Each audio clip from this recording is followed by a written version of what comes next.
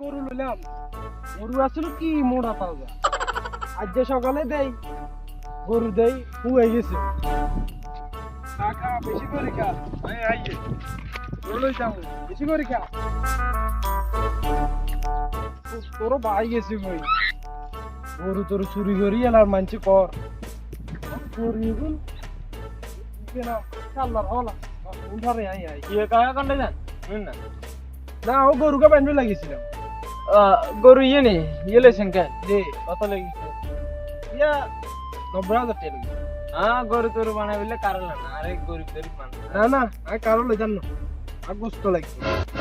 আমি একা হারমু আর দেখুন না আমি মোড়া গরু ইয়েলা একা যথেষ্ট আর নাকি কোরবান দেন কি গোস্ত খাইবেন মিয়া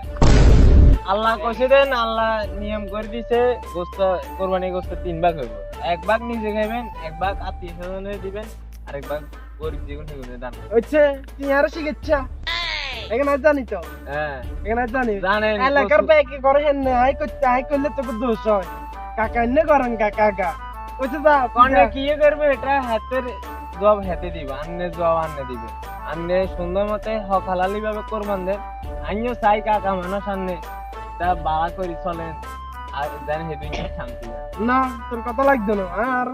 বালা জানি তুই তোর একদিন আগে না জন্ম হয়েছে আচ্ছা ঠিক আছে বালা কথা কইলে এই দুইটার দাম নেই। আসলে দাম না তুই যা কই বালা কথা লাগতো না পাতিজা শুনে চাই তুই আর একটা কথা কইলে 3 ভাগ গোস্ত আচ্ছা আমি 1 ভাগ ইয়ার করে দিয়ে দিলাম পর্যন্ত কোরবান এগুলো খাইব 1 ভাগ দিয়ে দিলাম কি লে কাকা অঙ্গ আন্নে কি করেন বুঝছেন আর খুব দূরে বুঝেন 1 ভাগ আত্মীয় স্বজন রয়েছে 1 ভাগ গরিব বুঝেন আর 1 ভাগ আন্নে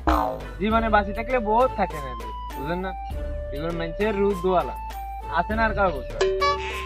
আচ্ছা ঠিক আছে বাতিজা তুই কত একটা বলি মানছি আচ্ছা ঠিক আছে মানছি তুই কোরবান দিমু না গরু যাবো গরু যে এই সময় চল গিয়ে কাকা তোর টেঁও দিমু গোস্ত দিম আচ্ছা ঠিক আছে কাকা এটা গরিব গরিব মানুষ একখানা বাইসে দিবে সমস্যা না আর গুনে দিলে সমস্যা নাই তুই থাকিস আনবা ঠিক আছে আল্লাহ হাফেজ